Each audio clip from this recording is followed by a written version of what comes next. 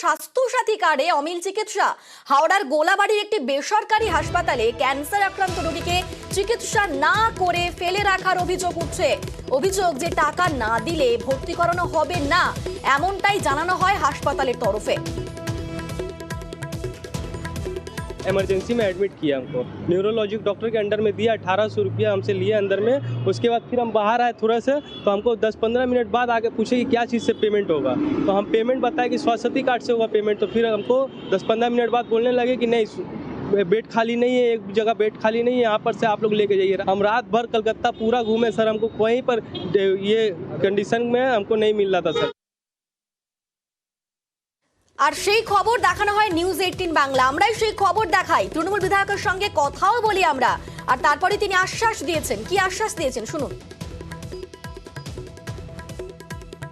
Totally তারা ব্যবসা করার জন্য এই পশ্চিমবাংলায় এই বেসরকারি নার্সিংহোমগুলো তারা গজিয়ে তুলেছে। কথা দিচ্ছি, যেখানে মুখ্যমন্ত্রী বলেছে সাধারণ মানুষের সাথে, গরিব খেটে খাওয়া মানুষের সাথে স্বাস্থ্যসাথী কার্ড অ্যালাউ করতে হবে, আমি দেখবো যে কি করে এই নার্সিংহোম যাতে অ্যালাউ না করে তাকে ফিরিয়ে পাঠিয়ে দেয়। একটা সদ্যজাত শিশু, এর থেকে বড় দুঃখজনক, এর থেকে বড় কষ্টদায়ক কিছু হতে পারে না। সরকার পাশে আছে, তার চিকিৎসা হবেই। তৃণমূল বিধায়ক আশ্বাস দিয়েছেন, আর তারপরে রোগীর পরিবার তারাও খুশি।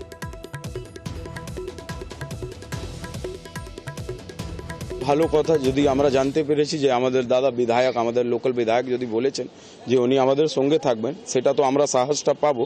কিন্তু কালকে দিয়ে যেটা হ্যারাসমেন্ট হয়েছে সেটাই নিয়ে আমরা পাগল, পুরো পরিবার।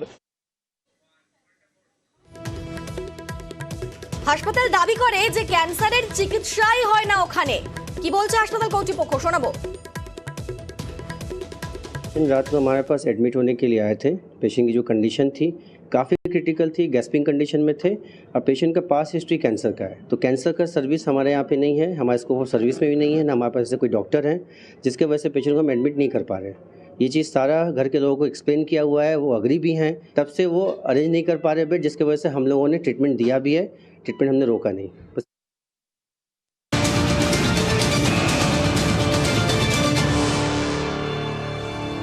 আর এই খবর দেখানোর কিছুক্ষণের মধ্যেই স্বাস্থ্যসাথীতেই ভর্তি নেওয়া হয়েছে। নিউজ 18 বাংলার খবরে হাসপাতালে পৌঁছন বিধায়ক, আর হাসপাতাল কর্তৃপক্ষকে ধমক দেন তিনি।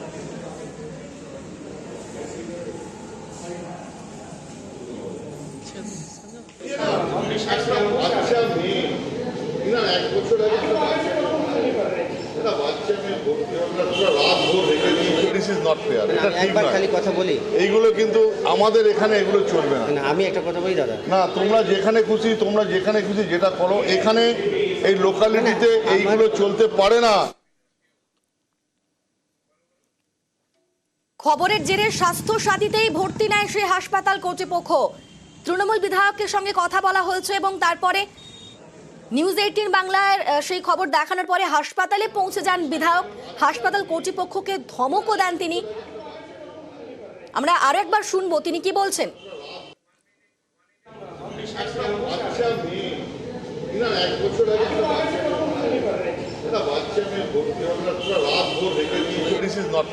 একবার খালি কথা বলি, এইগুলো কিন্তু আমাদের এখানে এগুলো চলবে না। আমি একটা কথা বলি দাদা, না, তোমরা যেখানে খুশি যেটা করো, এখানে এই লোকালিটিতে এইগুলো চলতে পারে না। আমাদের সঙ্গে সরাসরি রয়েছেন দেবাশিস। দেবাশিস, প্রথমে সেই হাসপাতাল কর্তৃপক্ষ বলল যে সেখানে ক্যান্সারের চিকিৎসাই হয় না, কিন্তু তারপরে যখন সেখানে বিধায়ক গেলেন, যখন খবর দেখানো হলো, তারপর স্বাস্থ্যসাথী কার্ডেই ভর্তি নেওয়া হলো।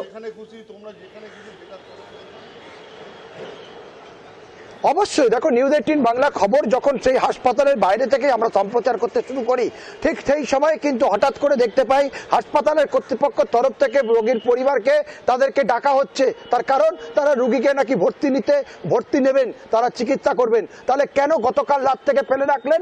প্রথমে যখন এই রোগী ভর্তি হতে আসে তখন তার কেস হিস্ট্রি, কারণ সে অসুস্থ ছিল, তার কেস হিস্ট্রির কাগজ তারা দেখে, সেখানে ক্যান্সার হিসেবে লেখা ছিল তার রোগী কেস হিস্ট্রিতে সেখানে তাকে ভর্তির জন্য 25,000 টাকা জমা করতে বললো। ঠিক যখন 25,000 টাকা দিল না, স্বাস্থ্যসাথী কার্ড দিল, তখনই হাসপাতাল কর্তৃপক্ষ বলল এখানে ক্যান্সারের চিকিৎসাই হয় না। অর্থাৎ পুরো ভোল বদল হাসপাতালের। এরপরে যে নিউজ 18 বাংলা যখন আমরা ঠিক 3টের সময় খবর সম্প্রচার শুরু করি, তার কিছুক্ষণের মধ্যেই হাসপাতাল কর্তৃপক্ষের তরফ থেকে রোগীর পরিবারকে ডেকে পাঠানো হয়, কাগজে সই করতে হবে, রোগীকে ভর্তি হলো, হাসপাতালেই চিকিৎসা হবে। এখন ক্যান্সার রোগীর চিকিৎসা হবে সেই হাসপাতালে, যেই হাসপাতাল বলেছিল ক্যান্সারের চিকিৎসা হয় না। এবং এই খবর সম্প্রচারের পরেই তড়িঘড়ি উত্তর হাওড়ার যে বিধায়ক গৌতম চৌধুরী, তিনি হাসপাতালে চলে আসেন। কারণ আমি বারবার বলছি, এই হাসপাতালের বিরুদ্ধে গৌতম চৌধুরী প্রকাশ্য সভায় সরব হয়েছিলেন, সিইও কে সামনে রেখে বলেছিলেন আপনাদের বিরুদ্ধে বারবার করে সাধারণ মানুষের অভিযোগ উঠছে, আর এই অভিযোগ প্রতিদিন, প্রতি সপ্তাহে, প্রতি মাসে ধরে চলে যাচ্ছে এই হাসপাতালের বিরুদ্ধে।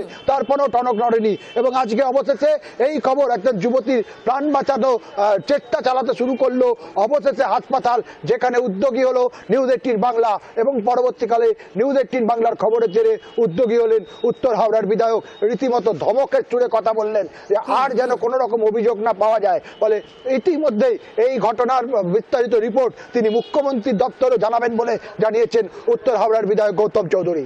বেশ, এই পরিবারের দায়িত্ব আমরা নিচ্ছি। আমি নিজে এসে কথা বলেছি নার্সিংহোম কর্তৃপক্ষের সঙ্গে, ওরা অ্যাডমিট করেছে এবং ওরা চিকিৎসা করবে। আমি টোটাল ব্যাপারটা ওয়াকিবল রাখবো। নিউজ 18 বাংলায় খবর দেখানোর পরে তৎপর হলেন মানে হাসপাতাল, মানে কি বলবেন? না, আমরা তো জানি না, পেশেন্ট পার্টি সেইভাবে আমাদের বলেনি।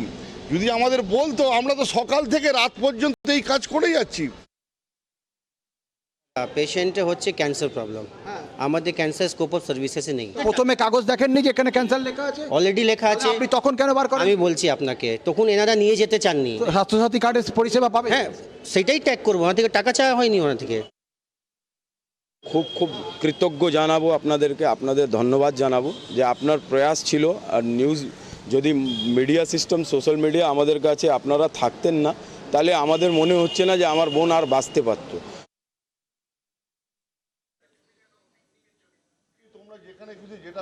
হাওড়ার হাসপাতালের এরকম অবস্থা। আর এরপর আরো একটি স্বাস্থ্য কেন্দ্রের ছবি